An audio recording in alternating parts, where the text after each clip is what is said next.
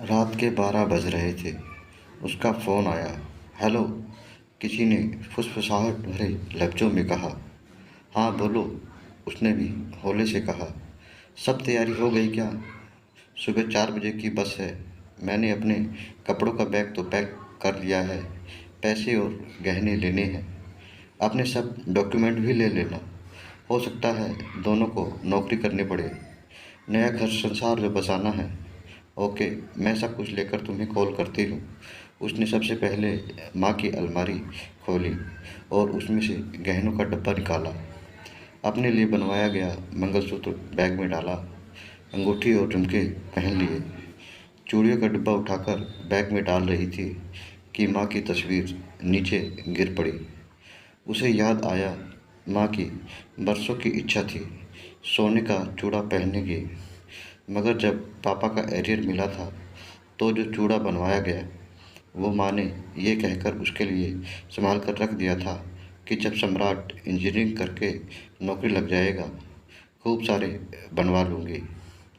अभी तो तेरी शादी के लिए रख लेती हूँ। मेरी लाडो कितनी सुंदर लगेगी। उसने तस्वीर वापस अलमारी में रखी और चूड़ा बैग में रख लिया। अब बारी थी नकदी की। घर में 75,000 रुपये पड़े थे। पापा कल ही बैंक से एजुकेशन लोन लेकर आए थे। सम्राट का आईआईटी का दूसरा साल चल रहा था। घर के रुपए पैसे का हिसाब और चाबी उसी के पास रहती थी। पापा हमेशा कहते हैं, जब ये पैदा हुई उससे पहले मैं स्टेशन पर कुली का काम करता था। जैसे ही ये पैदा हुई मेरी सरकारी नौकरी लग गई। यही मेरे भाग्य की देवी है, मेरी लाडो बेटी। उसने अभी सभी अपने सभी डॉक्यूमेंट बैग में रख दिए। अब उसे चेक करना था कि घर में कोई जाग तो नहीं रहा है, सब सो रहे हैं ना। सबसे पहले उसने सम्राट के कमरे के दरवाजे से झाँका। सम्राट अभी तक पढ़ रहा था। उसकी खाने की थाली वैसे ही ढकी पड़ी थी जैसी वो रख कर आई थी। अगले कमरे में झाँका। माँ गहरी नींद में सोई थी दवा लेकर। माँ हमेशा कहती, इस दवा में कोई गड़बड़ है, जो नींद बहुत आती है। ये मुई शुगर भी बुरी बीमारी है, लगकर ख़त्म ही नहीं होती। दरवाजे की झिरी में से पापा दिखाई दे रहे थे।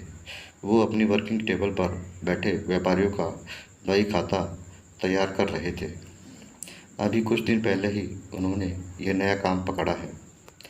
पापा कहते हैं, कॉमर्स पढ़ा हूँ, बही खाते भूलने लगा था। चलो इससे भूलूंगा भी नहीं और एक्स्ट्रा इनकम भी हो जाएगी। सब अपने काम में व्यस्त थे। वो अपने कमरे में आई और उसने फ़ोन लगाया। सब रास्ते साफ हैं, सब अपने काम में लगे हैं। मैं चुपचाप घर से बाहर निकलूँगी, उससे पहले फ़ोन करके बता दूँगी। अच्छा, तुमने गहने और पैसे ले लिए ना? हाँ ले लिए। तुम बार बार गहनों और पैसों का क्यों पूछ रहे हो? मैंने कहा ना, ले लिए। अरे बाबू, वो इसलिए कि नया घर संसार बसाना है।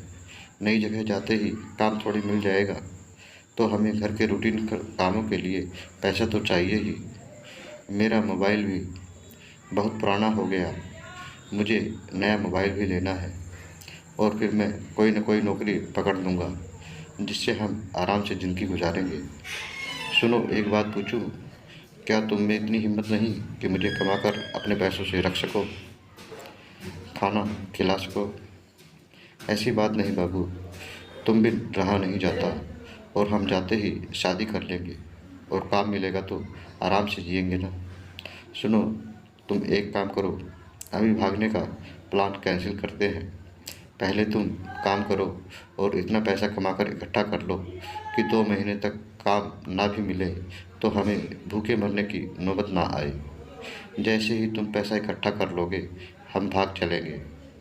तब तक इंतज़ार करो। 2 महीने तक ना कर पाए तो मुझे भूल जाना।